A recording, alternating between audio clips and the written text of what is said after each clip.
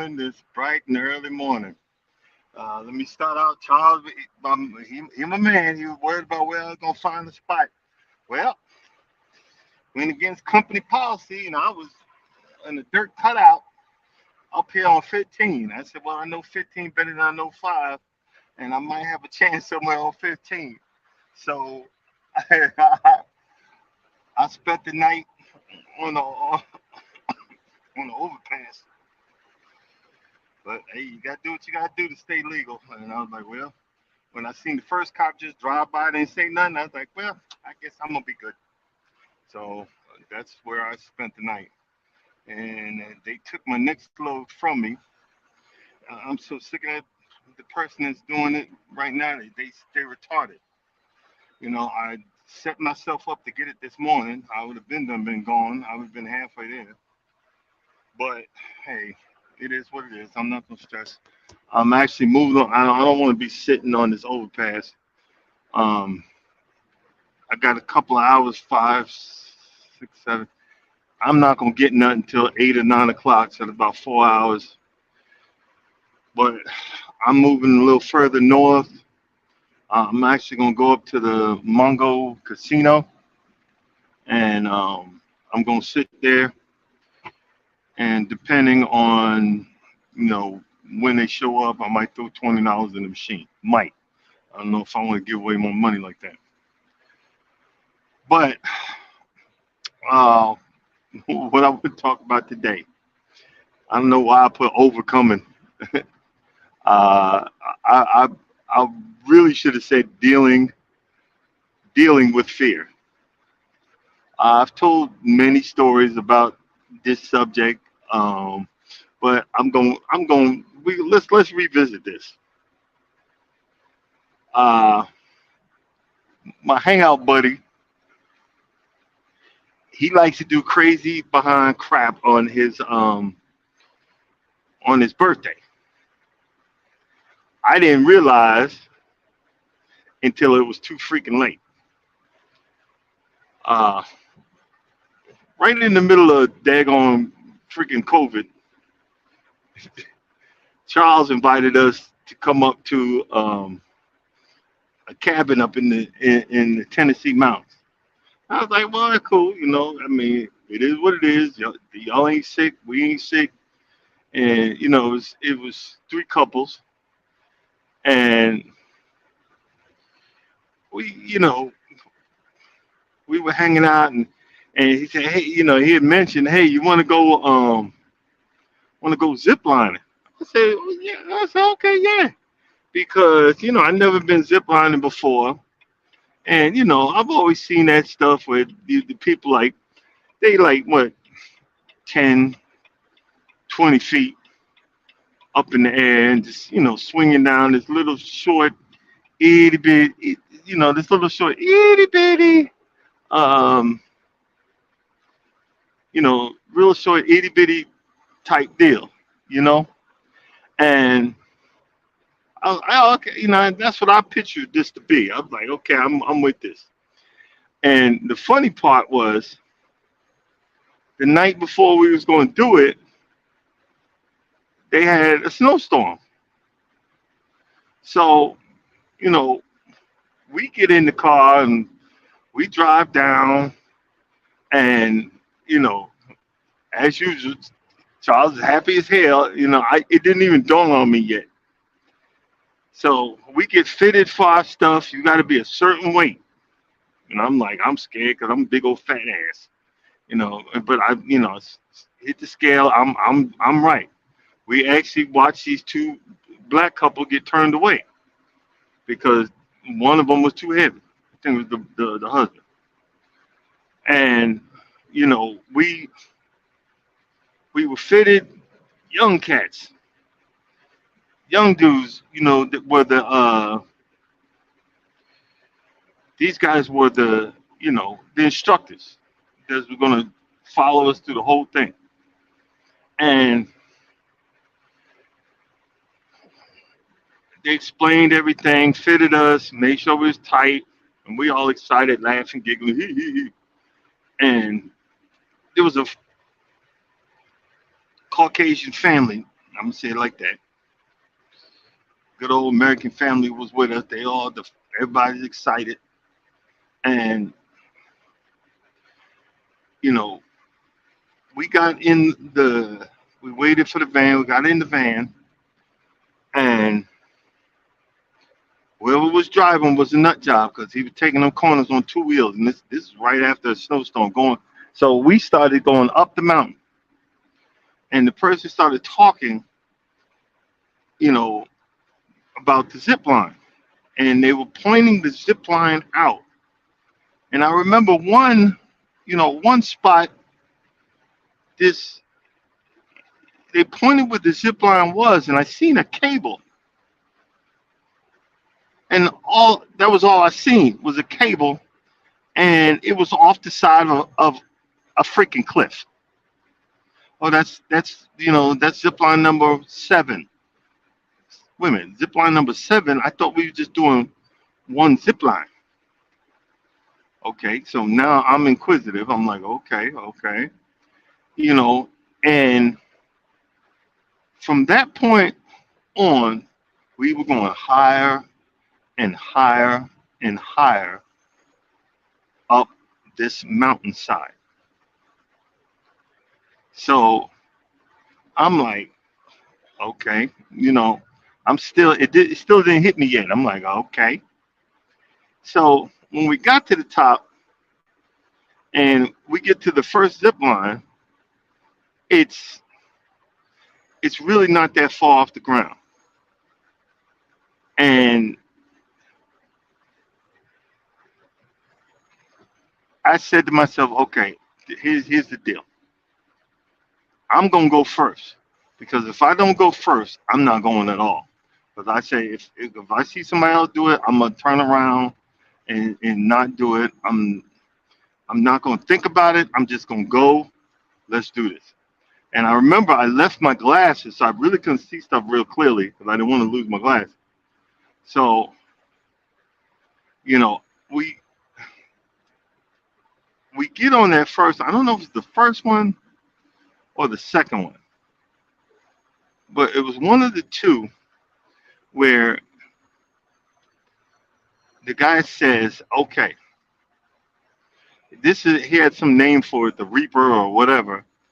He said, "This line right here, you're gonna hit about 55 miles an hour." And I started getting nervous. Then I'm like, "Oh crap!" So, and the way they didn't have no other way to do this, but they give you this work glove with a big old piece of leather glued to the glove. Okay, a big old piece of leather glued to the glove. And for you to slow down, you had to lean back. You had to literally lean back on the line. That's what slows you down. And the guy ahead of us, you know, the one of the instructors or the guides or whatever you want to call him, he would tap on his shoulder when he tell you to okay, start braking. I didn't have my glasses on, so I could barely see him, but I could see something moving, at the top of his head. So, I'm already now I'm scared because this thing was getting it, and I I'm leaning back, and then I really realized that you have to really lean back on this thing to slow down. So I'm really slowing down, and I get off of it because I'm the first one, and I'm technically done. I said to myself, "Fuck this! I'm walking down. I'm walking down the mountain. I'm not going no further." So, when I look up, I literally look up, and I hear I hear whole OSHIT. This is gonna hurt. And here comes Charles coming in. He's coming in hot. And the other guy, at the end of a zip line, they have what's called it's like a break. But this one, the guy, what he has to do, he had to lean into it. He leans forward towards the incoming person to the side with a rope for that break to take hold. And if you look, there's a big old giant, pole right there that holds the cables. And but guess what? It had padding on it. I'm like, oh shit. And Charles is coming in. He's coming in hot. He's like, oh, this gonna fucking hurt. And the guy's leaning into it, and he didn't realize how bad you had to pull back on that to slow down. And he made it in, and I'm sitting there laughing, but I noticed my right leg is shaking. I mean, it's shaking uncontrollably. Now I'm waiting for Norma to come in. Norma comes in, but she's coming in backwards with her head spun around, to look. So, coming in backwards, her head spun around, look, and she gets off that thing. She's smiling, and I'm like, hold the f up. My freaking wife, that didn't bother her. And the funny thing, later on, she tells me she was scared to death. But she was like, and she's joking with Charles, and they laughing, and I'm over in there the wood line, trying not to cry, because I was scared to freaking death. But then I literally had to grab my nuts and put them back in my pants. I had to man up and go for it. Now, this wasn't no regular zip line.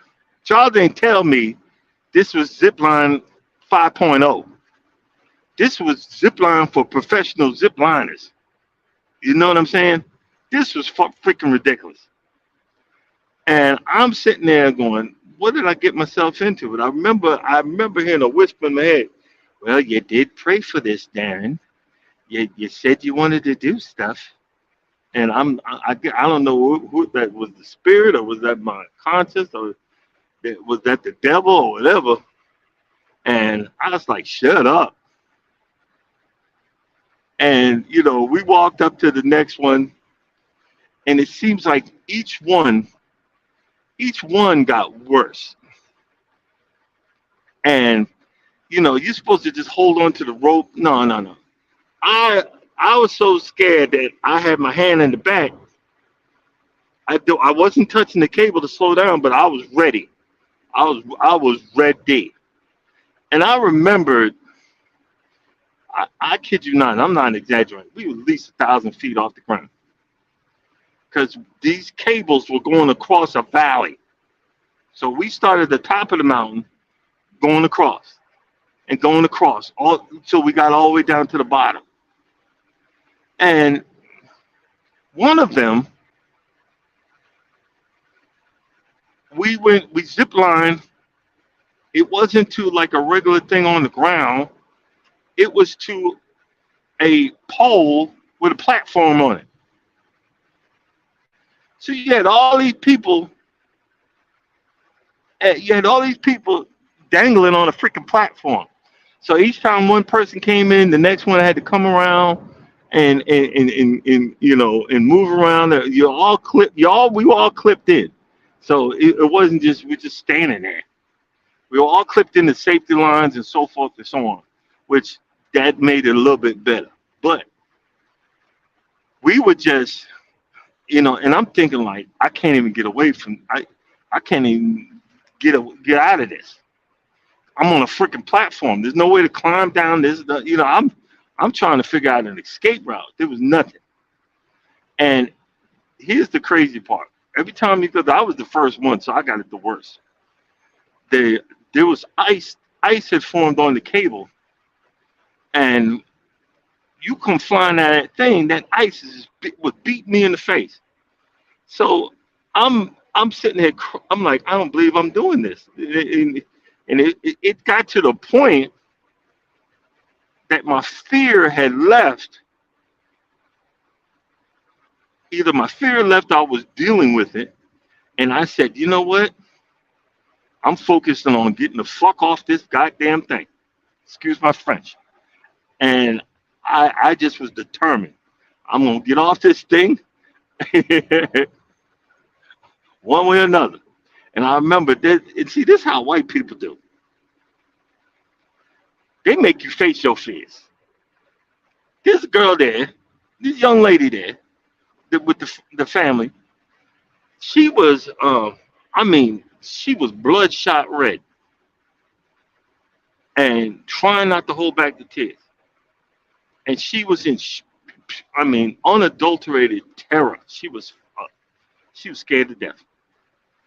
And I said, you all right? She said, no, I'm scared of heights.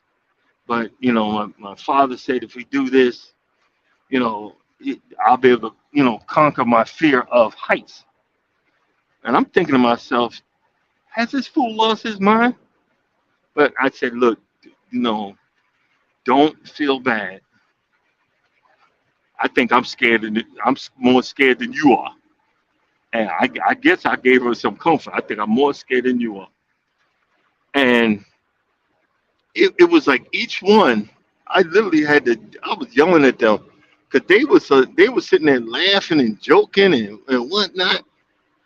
And because there was one real long one.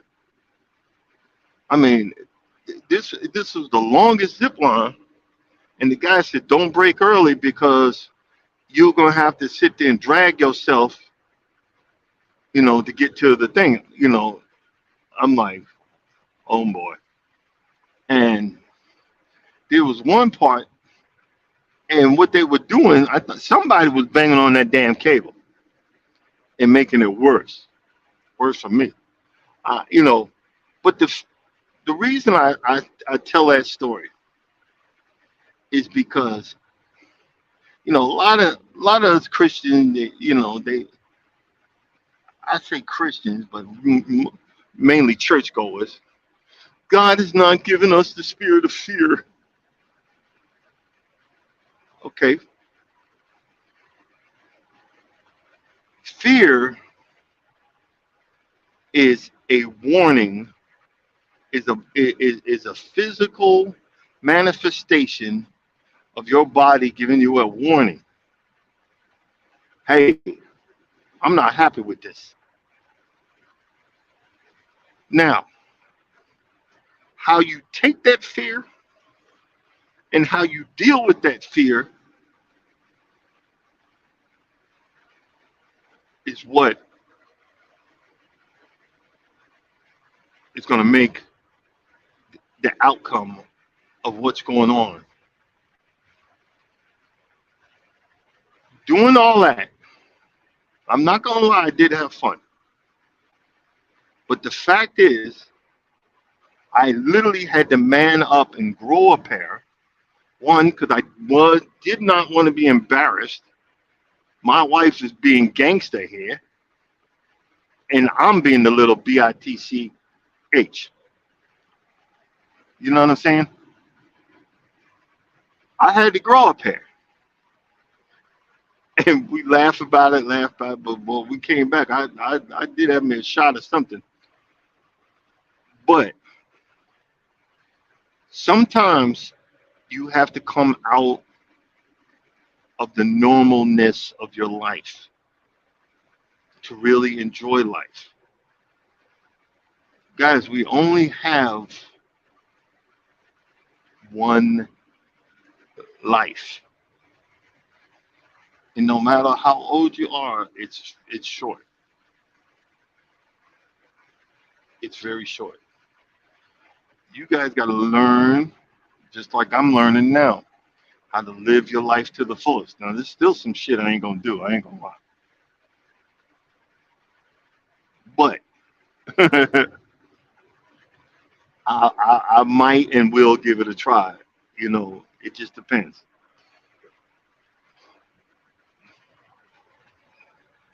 Another story time.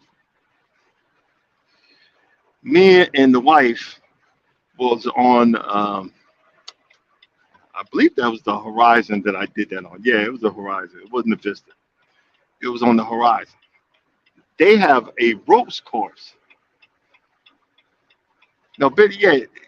Let me tell that they had a ropes course where you're hooked up to a cable. You're strapped in. You've got harnesses and everything, and then you have to do stuff like you see on American Ninja.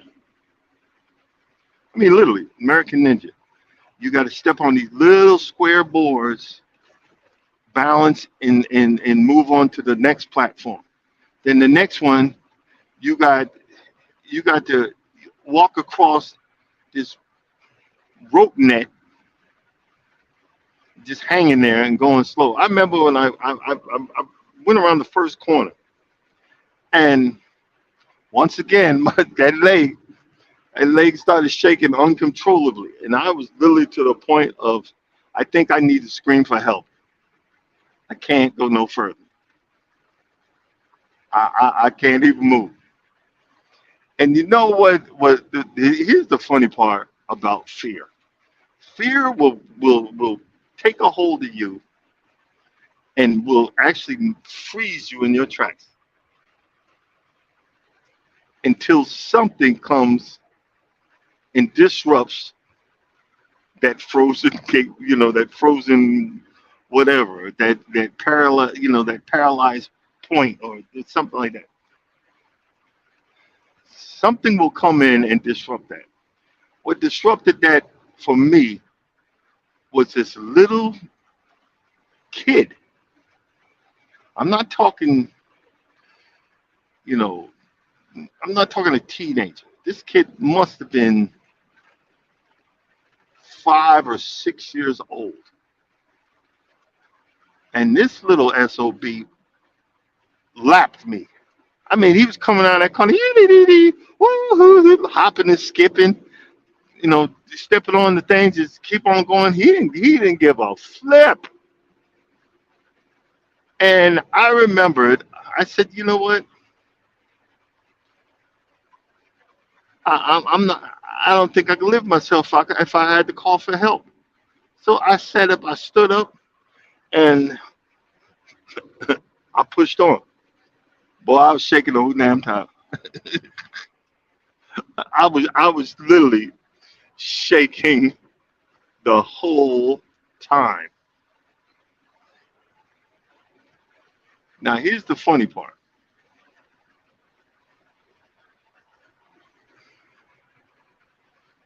I told, I told. Oh, she's really. I missed the turn. Dang it! I have to go to the next one and turn around. The funny part was that, Norma heard that I did it. She said, "I'm gonna do it," and I still have that picture to this day of them, you know, doing her up. And I warned her, and I explained what happened to me. And I said, if you're gonna do it, go to the inside. It looks much easier than that other crap. And she was so eager. She said, blah blah blah blah. Blah. She's coming out of the corner. I said, go to the. I'm standing on the ground. I'm at the basketball court. I'm at the basketball court, and I'm yelling up to her because the ropes course goes around the basketball court, and I'm yelling up to her, go this way, yada yada yada, and really good. Trying to get over, but y'all won't let a brother over. So I'm laughing, I'm taking pictures and videotaping. Norma goes around that first corner and sees what's ahead of her, and you could hear it from the basketball court. She said, "Oh heck no!" And she turned around. Number walked by the people because it was like a little line. She's like, oh no. My wife turned around. She said, I'm out. I'm out. And I all I could do was laugh. You know, and again about dealing and overcoming fear is how you deal with it. And she was like, oh no, player. We ain't doing that. We ain't doing this.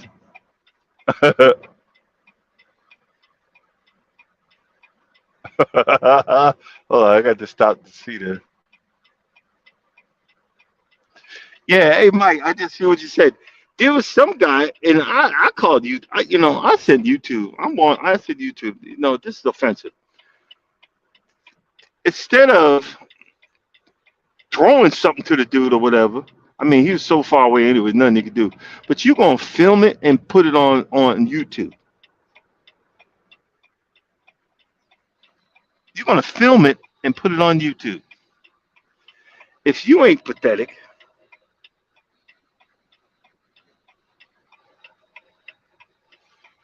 I don't know who is. I don't know what am I doing here.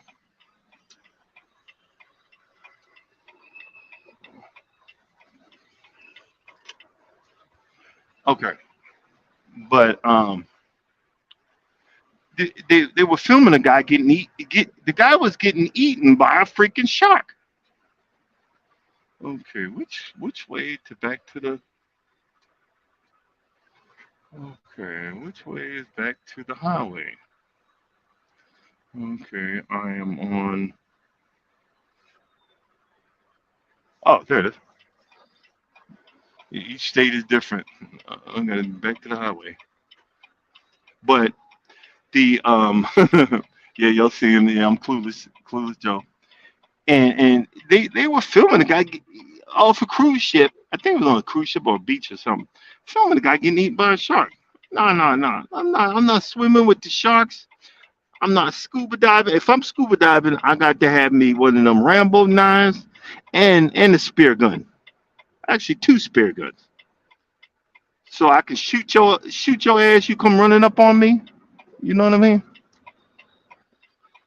Boy, look, I seen him, but y'all think I should be taking some coffee?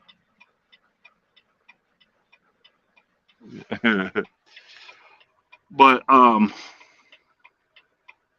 but back to the story.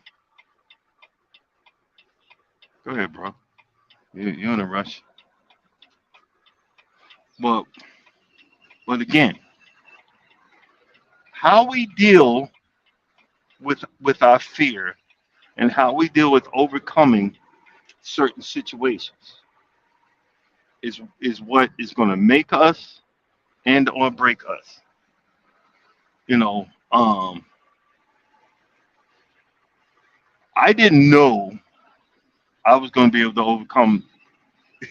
I didn't know I was going to be able to come overcome that zip line. But I did. I did have to have a man-to-man talk with myself. Said, "Hey, I went crying to God. I said, oh come on, really? I said, Lord, I want to live. So God starts answering you. When God starts answering your prayers, you can't be scared. You got to man up. You got to grow up here. When God starts blessing you, you can't be scared to accept the blessings. You know what I mean? And now it's so funny because I've done the zip lining. I got no problem doing zip like we was I forget what island that was on our last cruise. But y'all got I did the video and I wanted to do it again. I'm screaming, yeah, baby. The other one I was going, oh my god, I'm gonna freaking die. But even though this one was nothing, it was short. I wanted to do it again, and I had a ball. Boy, these people, yeah. I mean, I had a fantastic and wonderful time. Why? Maybe because God was setting me up. Look, you're going to be going on a cruise in a couple of years, and I want you to enjoy yourself. See, we don't know why situations happen, but a lot of times you have to learn how to just put your big boy drawers on, tighten up the belt, and move forward. You know, I tell a story about, you know, when I was on the submarine, because I was a submarine cook, that, a, a rush of water had came down the stairs from operations. Long story short, turns out that when they, rose the snorkel mast, the hatch got stuck in the open position, and so the water it came down, it came down that way, and it was okay. We were surface, we weren't sinking, but at that point, I thought we was freaking sinking. you know, yeah, yeah, yeah. I was extra drama at that point in time. Welcome in, welcome in. But you know, I had I had to learn because, guys, I talk about it all the time. My feelings are not like regular folks' feelings. It's more intensified. So when I'm dealing with something, it gets to the point of it actually hurts. That's how intense my feelings can be. So I would prefer to be docile. That's why I work alone, and I have no problem with being alone. you know. But if I could give you, if I could give you any advice, is that you know you can do it. Stand up, grit your teeth, whatever you got to do to make it through. You know, I come from that type of family. Even though there's a lot of violence, but I had to stand up for myself. Me and my older brother fought all the time. You know, I had to deal with a lot. You know, my father threatened us with guns. It wasn't no belt. It was with guns. I know that sounds crazy, but that's just how it was. But when things happen, you got to prepare yourself. I remember the day I got mauled because I used to install satellite dishes. This idiot knew were walking around the yard, and this lady wasn't. I swear she must have been 100. That, 100, 110, and she let out of the side door. She let her Great Pyrenees out. The other guy that was with me took off. I didn't have time to react. But I had been practicing for that for years. Now, if it had been one dog, I'd have been straight. But it was two dogs. So my practice points were halfway. They were. I had it halfway. I had one dog under control because I used to walk around with one glove like Michael Jackson, and I just said if a dog attacks me, I'm gonna throw my hand in his mouth, grab that bottom jaw, and I'm not gonna hold on for dear life. And that's what I instinctively did to the first dog. Threw my hand in his mouth, grabbed that bottom jaw, and I had him under control. I had him on the ground. But guess what? The other one came to my left and grabbed hold of my leg. Now, I'm gonna be honest. I had no. I gotta admit this. I had no bass in my voice while all this, it happened. I was screaming, but there was no bass in my voice. And I'm not even gonna re-imitate the voice, but it was a high-pitched voice. I was screaming, but I didn't let go for a good amount of time. And then I instinctively let go to fight the other one. And then when I let go, he grabbed my right arm, and the other one had my left leg. And for some reason, I don't know, they finally let go.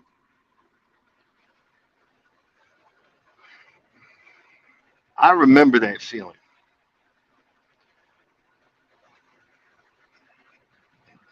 That was sheer terror. How do you deal with that? I ain't got nothing.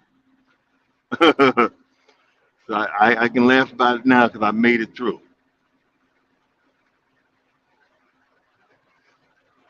But I remember and I learned a valuable lesson. After that, once I healed and everything, ma'am, you got a dog? Oh yeah, yeah, yeah, oh yeah, he don't bite. And I used to not say whatever. Then I used to just go off on him. Stop saying your dog don't bite. He don't bite you because you effing feed him. Do you hear me? He don't bite you. And after that, when I started seeing, especially the Caucasians, because I remember one day, I'm fixing a brother's satellite dish in the hood, and my man came out with his pistol. He wasn't hiding it; he had it in his hand. And I said, "Hey, whoa, whoa, whoa! You know how you do. Hey, whoa, whoa, yo, bro, it's just satellite." And he said, "Yeah, I know. I'm not. It's not. This ain't you. This ain't for you. It's for that mother effing pit bull that be running around wild around here." I said, "I'm out here to watch your back because I need my TV." And I said, "Okay, no problem. No freaking problem. No problemo." You know. But after that, see, a lot of times when you go through these situations, you got to analyze and figure out what can I do not to put me in that position anymore. I remember I went out to it was the police. It was where the police officers get their uniforms from. And I got me not one, but two retractable batons, the middle batons. And I remember I would always have them in my pocket, my back pocket, or in my tool belt when I get out the truck. But I remember one time I got out the truck, and you would swear this was an action movie. And I got out and was walking towards the front door, and the house's dog noticed me and started charging. I don't even remember what he was. I instinctively reached in my back two pockets, pulled out my batons, extending them like something out of a Marvel movie. Like you heard, dun, dun, dun, dun, and the lady come around screaming, "Nah, anybody." I said, "You better get that motherfucker right now, cause I'm gonna tear him up."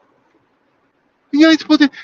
I said, "Lady, I said it like this: the last mother effer that said they dog don't bite mauled me." And then I remember I said, "You know what? F this. They're gonna get someone else come out here." And I got back in the truck and I called dispatch and told them I'm not doing this job. Loose dog. I'm not getting bit again. And I remember that. It was so funny. Again, I'm a kind person, But I'm not, yo, you get me once, you're not gonna get me again. And the thing is, everybody, oh, God is not giving us the spirit of fear. Well, you know what? Somebody gave it to us, and we got to learn how to deal with it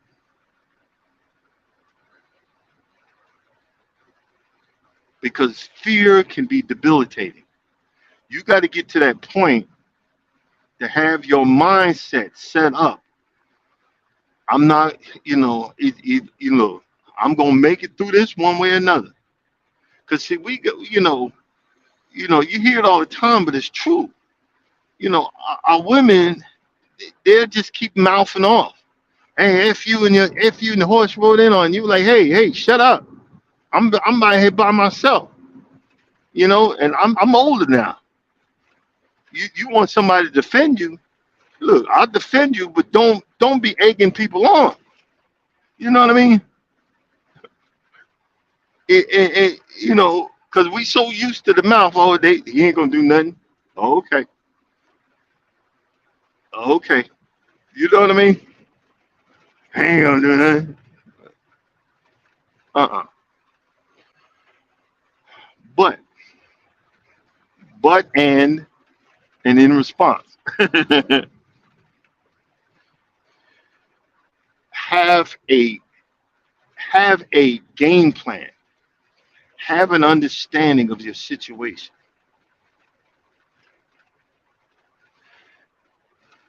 Friend of mine.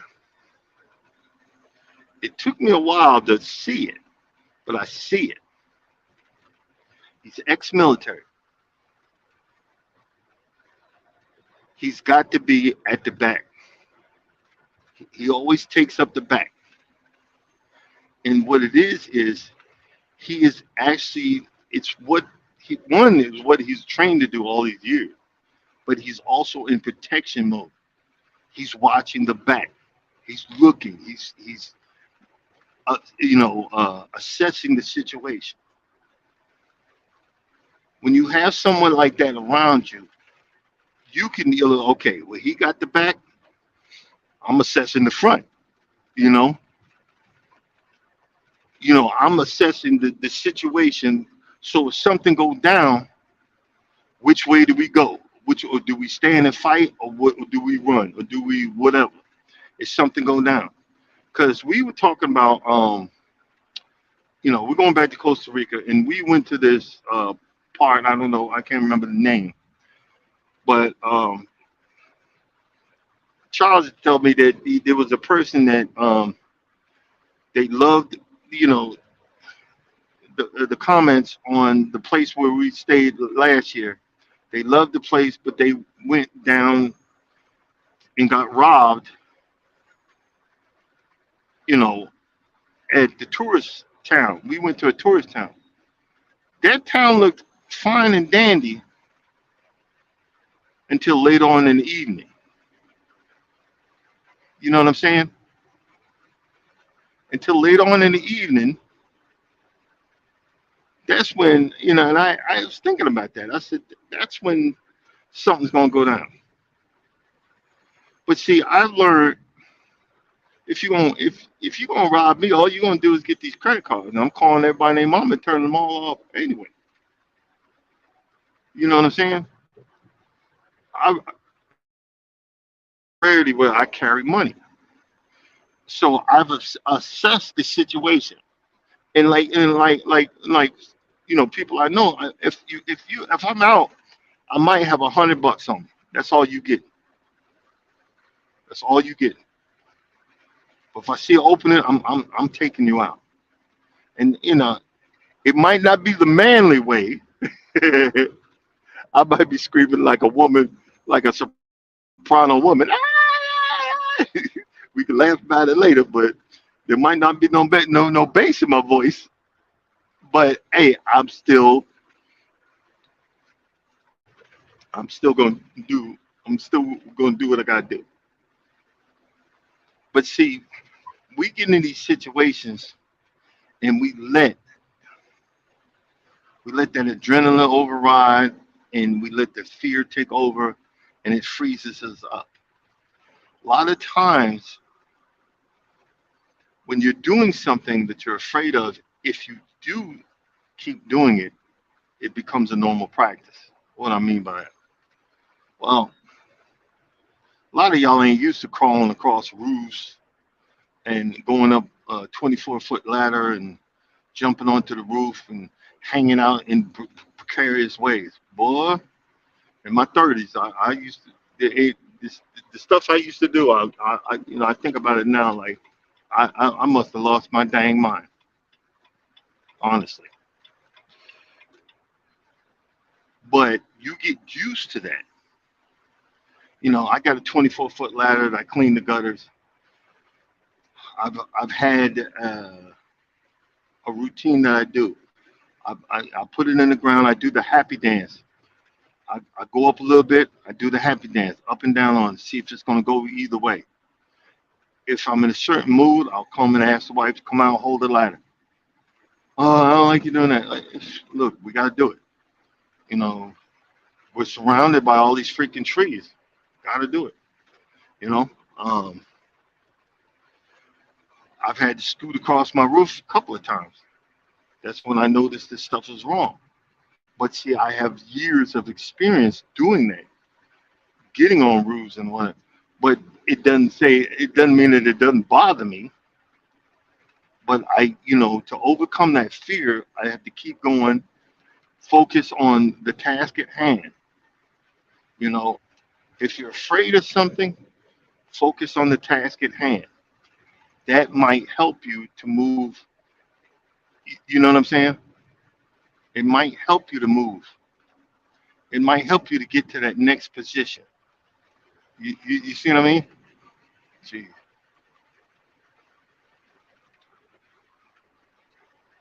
I know. When did they put a pilot there? Man, I ain't been this way in a minute.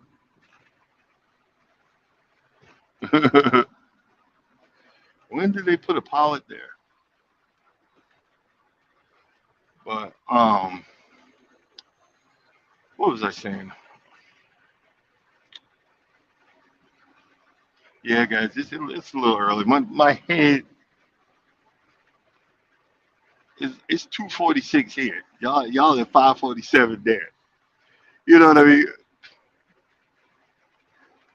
I know it's 5:47 at home, but my body is still saying it's 2:47. Take your behind back to sleep. You know what I mean? But that's all right. You know, through through through through practice, through understanding. It's the same thing with this truck. I've had many of uh, this. How the best way to say it?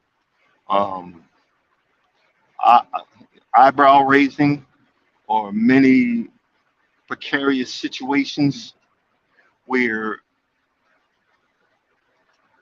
the back of this baby was going one way and the front was going a different way, and I was holding on for dear life, um, driving a couple of 100 miles on. You know how y'all always hear black ice, but there's such a thing as white ice, and that stuff's like concrete, but still doesn't make it. It still doesn't make it okay or easy to drive on. It's as scary as all get out. I'm we're not even gonna sugarcoat that. You know, it's very scary, but that's all right. You know, the thing is, and again, I'm not telling you guys what to do. I am not a expert or nothing. We're just talking. We're just talking. You and I. And this is how I learn. When I'm afraid, or I try again. From one, try not to show it, but then I like, look, you have to weigh the pros and cons. You know what I mean? It's just like a horror movie. You know, uh, I mean, what I remember last time we was in New York. My wife wanted to go down that dark, empty street. I said, "Have you lost your daggone mind?" Woman, get over here. Better go over there where the people at. Oh, have you lost your daggone mind?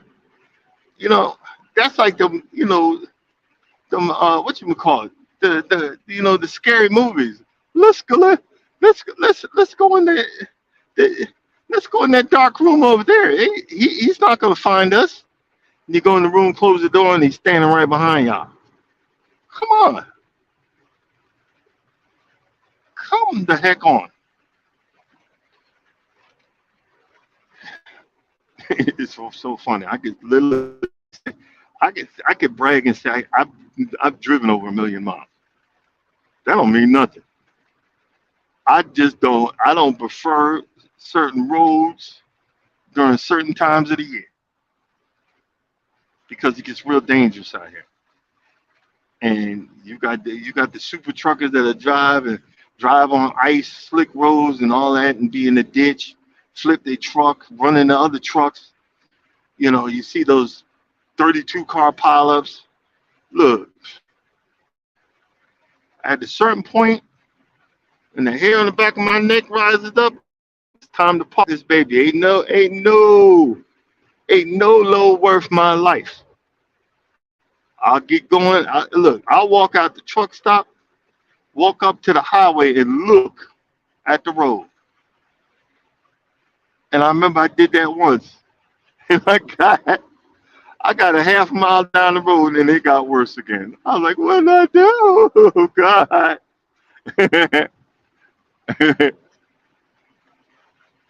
But learning that, understanding that, and taking that to the next level. Don't just, okay, that was a scary moment. Okay, what can I learn from that? Don't do it again. What else can I learn from that? Don't don't go down that situation. Don't get into that situation. Don't talk all, it could be anything. But when you get out of a scary situation, assess it. What could I have done? What could I have done? Is there anything I could have done that could have prevented this? You know what I mean? Is there anything I could have done to prevent this?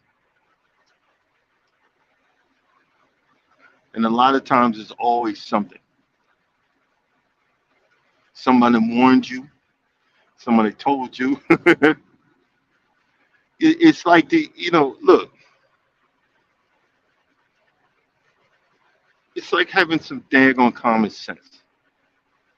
Okay, guys, if you have it, they say a submarine. That wasn't no submarine. Them people going down to going down to the Titanic. Those submersibles, one, they don't have a front that you can see out of. When you're going past a certain depth, I'm not going to sit here and put it on YouTube so the CIA or government or NSI or whatever. I'm going to say this, and I don't know if the technology got any better from 1991 when I was on the sub. But the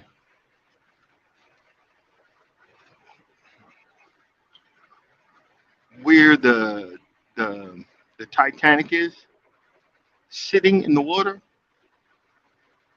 a U.S. sub of the year that I went was in couldn't make it to that depth. So if a U.S. sub couldn't make it to that depth, how do you think your little ragtag whatever was going to make it that far down? Now they have submersibles, but those are multi-million-dollar submersibles, and it's one or two-man crew because you have to have all that metal and shielding and everything that is prevents, a lot of times you don't see nothing, because of all that pressure. you know, you got civilians doing stuff that is taking, military and the government years to perfect, and I still don't trust them. When they said it was like 1,300 feet down, and you a billionaire, but you ain't got no common sense. Okay, well, how would if I was a billionaire, and I'd say, okay, I would have hired me a structural analyst, with one of them people that can just take it, because like one or two people were saying they would they would voice their concern that that was way past. It's called crush depth. It's how far you can go down before that thing will implode.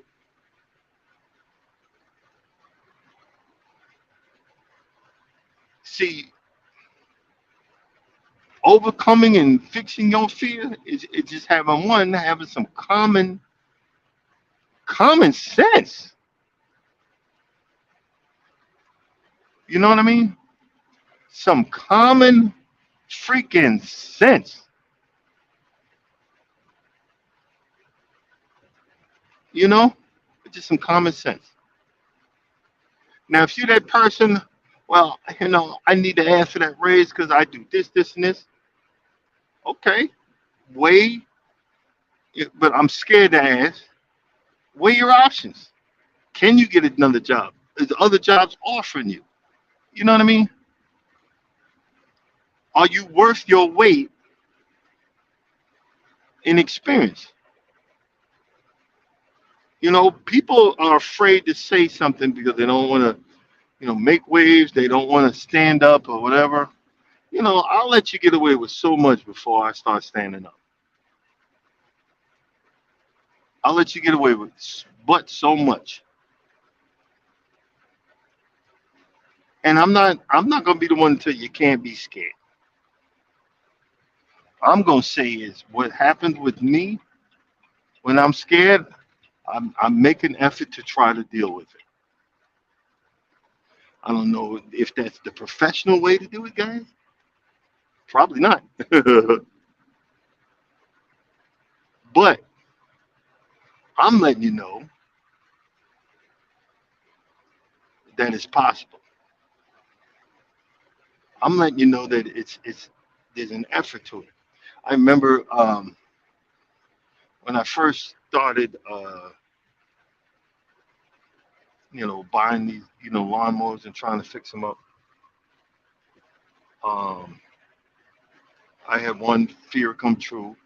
I bought a lawnmower that I really couldn't fix. It was going to cost me more in the end, and it still not might not work. So I had to accept the loss on that one. You know what I mean? Wait a minute, where am I? Oh, okay. I had to accept the loss on that one, but I still had a fear, and not, and it wasn't a debilitating fear, but it was, it was just giving me a warning. Okay, do you want to waste more money, uh, or do you want to put some effort into it? And I said to myself, you know what? I want to put some effort into it. And I sat down and I wrote some stuff out, and I said, okay, like right now, nobody believes me, but I am at my limit. I don't want any more because I got a lot of stuff still to fix, make better, yada yada yada. But it comes back to, I wanted to I prayed for this. I wanted to have a life. I wanted to do things. And one of the things I do, I want to enjoy myself with the hobby that I have. Even though I picked a really expensive hobby, I want to enjoy myself. And There was one video that I did. It's just short. I'm screaming. I'm literally screaming. Yeah, because I didn't think I was gonna get the machine running. I don't have no small engine repair um,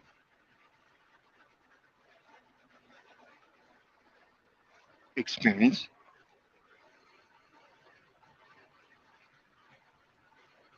but I wanted to figure it out.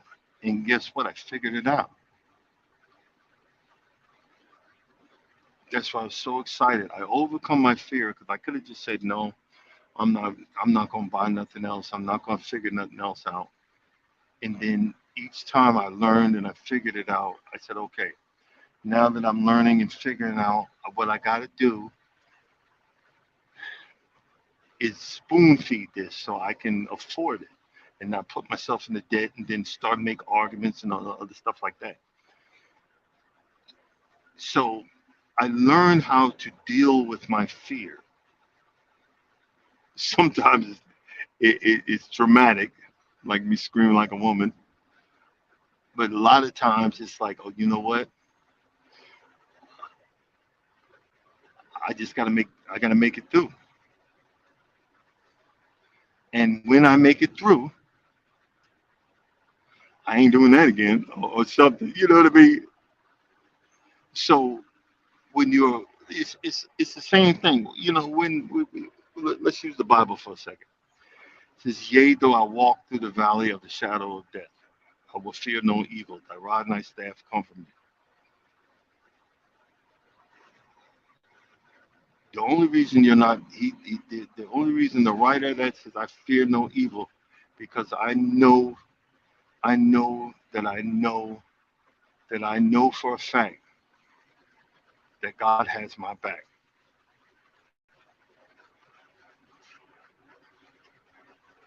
So when you see that, when they say that God didn't give them the spirit of fear,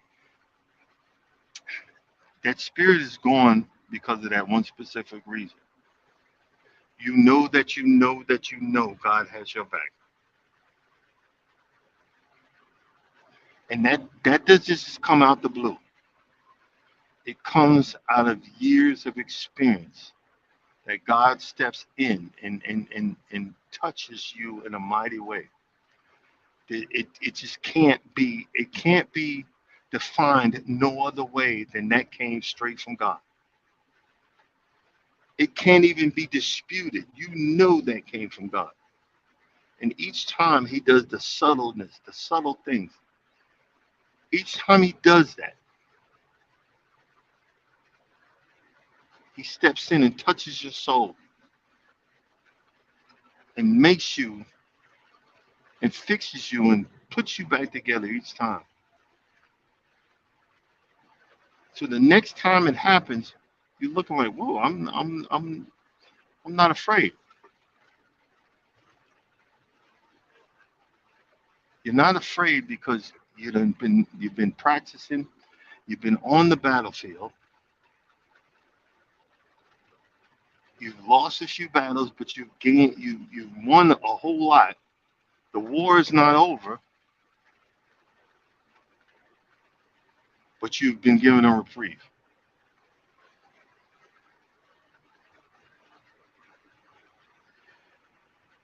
Yeah, you could say the original story, I shouldn't have been ziplining. You should have did your homework. Because if I had seen that on YouTube, I would have been like, oh heck no. Go ahead, have fun. But I did. It's a lot of times, they're like, well, go look and you know, like I said, we're going to Costa Rica. I don't want to look where I want to be. I want to take in every bit of the ambiance, the every bit of the the enjoyment of my vacation. It was like we we I've told that story a million times about I thought someone stole my uh, my uh what do you call that daggone thing?